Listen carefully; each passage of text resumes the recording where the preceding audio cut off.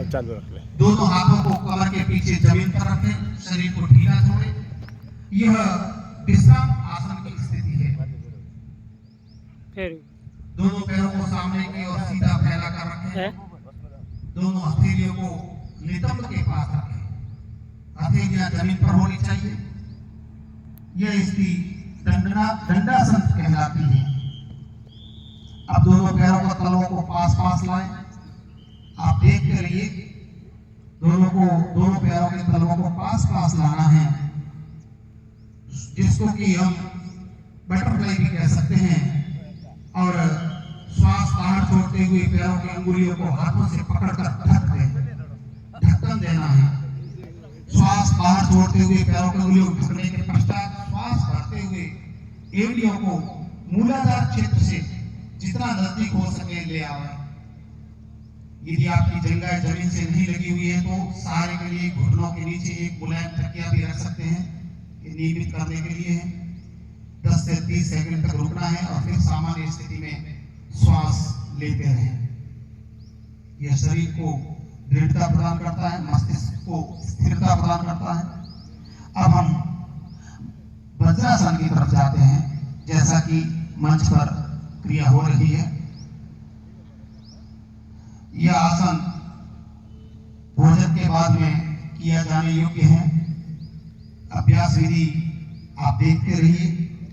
दाहिने पैर को घुटनों से मोड़ने ले और फिर इस प्रकार से बैठे जैसे कि हमारे योग शिक्षक बैठे हैं। पैर का अंगूठा मिला रहेगा, एड़ी फैली रहेगी और फिर बाएं हाथ को क्रश बाएं और दाएं हाथ को दाहिने घुटने पर रखना है। इस प्रकार से हमें यह आसन करना है। मेरुदंड को सीधा रखना है और सामने की ओर देखते रहें। आप चाहें तो अपनी आंखों को मूंद भी सकते हैं।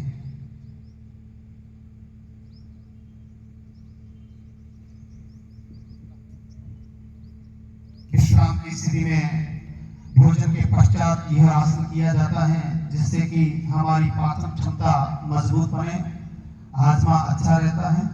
उसके लिए किया जाने वाला यह योग। अब हम पुनः सामान्य स्थिति में आएंगे। अर्ध उष्ट्रासन। अर्ध उष्ट्रासन, उष्ट्र कहते हैं ऊंट को। अर्ध उष्ट्रासन, पीछे झुकते हुए देखिए, पैरों को मोड़ते हुए वज्रासन में बैठकर घुटनों पर खड़े होना, फिर कोहनियों और कंधों को समानांतर रखते हुए श्वास अंदर खींचे, धड़ को जितना संभव हो झुकाएं, श्वास बाहर छोड़ते हुए पुनः शिथिल होना है। जांघों को जमीन से लंबवत रखना है। सामान्य रूप से श्वास लेते हुए इस स्थिति में हम 10 से 30 सेकंड तक रहें, फिर हम विश्राम की ओर जाते हैं। पीठ और गर्दन की मांसपेशियों के लिए मजबूत आसन है। कब्ज और पीठ दर्द से मुक्ति दिलाता है। अब हम उष्ट्रासन करते हैं। उष्ट्रासन ऊंट जैसी शारीरिक स्थिति का निर्माण करना। इस आसन के अभ्यास की अवस्था में हम ऊंट की तरह बनते हैं। यह आसन वज्रासन से स्टार्ट होता है। घुटनों और पंजों के बीच कुछ इंच की दूरी रखते हुए घुटनों के बल खड़े होना है। श्वास लेते हुए पीछे की ओर झुकना है। श्वास लेते हुए पीछे की ओर झुकना है। धीरे धीरे दाहिने हाथ से दाहिनी एड़ी और बाएं हाथ से बाईं एड़ी को पकड़ने का प्रयास करना है और प्रश्वास करें। जिसके कमर में दर्द है वो ये आसन न करें। झटका देते हुए किसी प्रकार का कोई आसन न करें।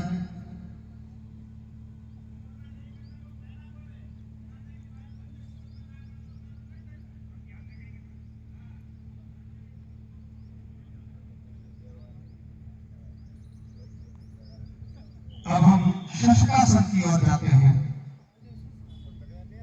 इसमें कुछ सावधानियां हैं शशकासन में। जिसके पीठ में दर्द है उसको यह अभ्यास नहीं करना है। घुटनों से संबंधित जो भी बीमारी है उन्हें यह अभ्यास नहीं करना है। से दूर फैलाना।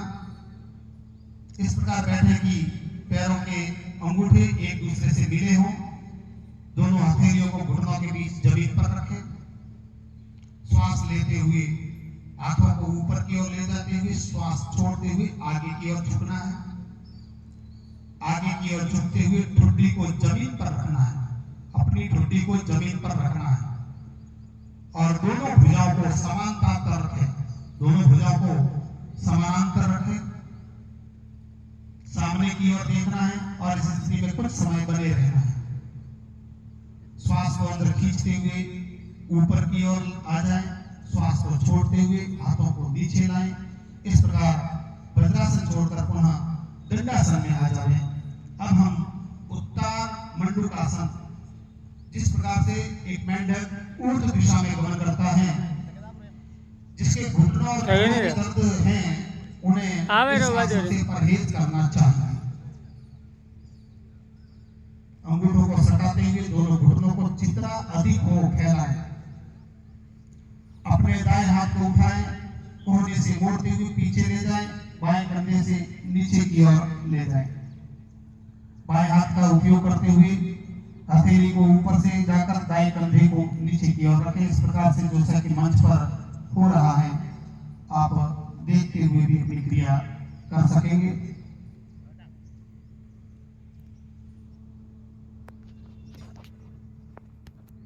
घुटनों और जोड़ों के दर्द वाले व्यक्ति को यह आसन